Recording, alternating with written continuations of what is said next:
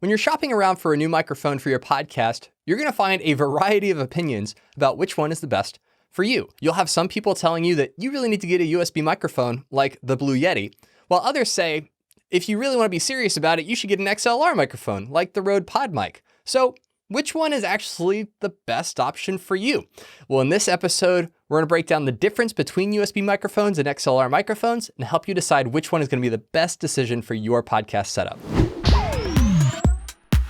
So first, let's talk about the difference between an XLR microphone and a USB microphone. XLR microphones capture your audio recording as an analog signal. Every single concert you've ever been to uses XLR microphones to capture the lead singer, the drums, all of that jazz, literally, in the case of jazz concerts. That analog signal is then sent to a mixer or an audio interface or a field recorder and converted into a digital format. USB microphones record your voice as a digital signal and allow you to record directly to your computer, saving you the step of having to convert from analog to digital in order to edit your podcast episode. Both USB and XLR microphones capture high quality audio, so there's not necessarily an advantage to getting one over the other when it comes to audio quality.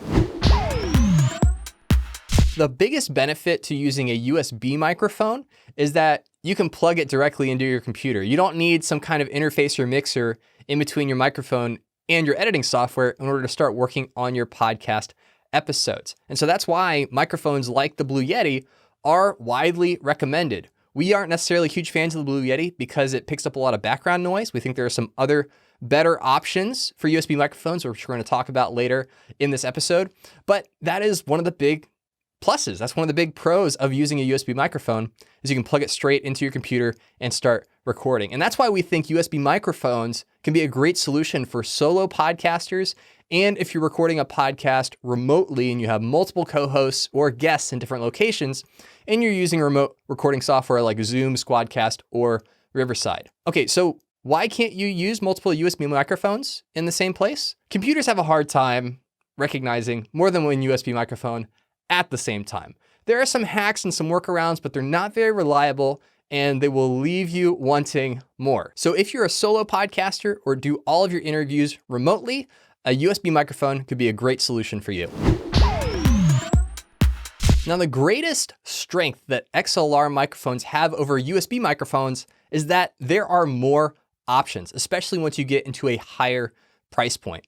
XLR microphones have been around for decades, whereas USB microphones are relatively new. And so if you're looking for something high-end or if you want a variety of options to choose from, XLR is going to give you that flexibility. Now, the downside is that you do need to plug it into something like an audio interface or a mixer in order to capture that audio. But here's the deal. Once you invest in a solid audio interface like the Focusrite 2i2 or the Zoom PodTrack P4, which is our new favorite for podcasts that need to record 3 to 4 people at the same time, you're set. Once you have that audio interface or mixer, you can very easily swap out different XLR microphones to record more people or to upgrade your setup over time. Just make sure that if you're investing in an audio interface or a mixer, that it supports multi-track recording, meaning that if you have 3 microphones plugged into this mixer, it will give you 3 individual tracks to make editing your podcast that much easier. Some of the cheaper mixer options out there, especially those you find on Amazon,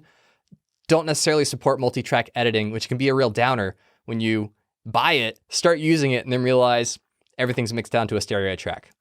Do your research, make sure that they support multi-track, and we'll leave links to several that we recommend in the description below.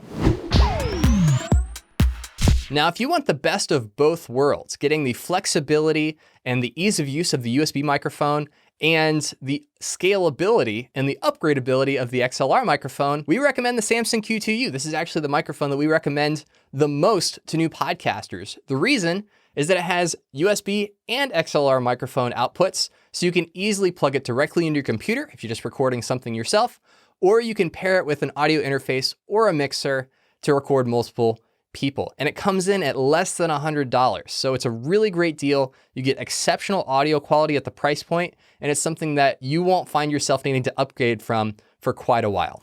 Thanks for listening to Podcasting Q&A. If you have a question that you would like us to answer on a future episode of the show, just go to speakpipe.com/Buzzsprout or click the link in the show notes to leave us a brief audio message. Make sure you're subscribed to the Buzzsprout YouTube channel to watch future episodes of Podcasting Q&A, or subscribe to the podcast in your favorite podcast listening app.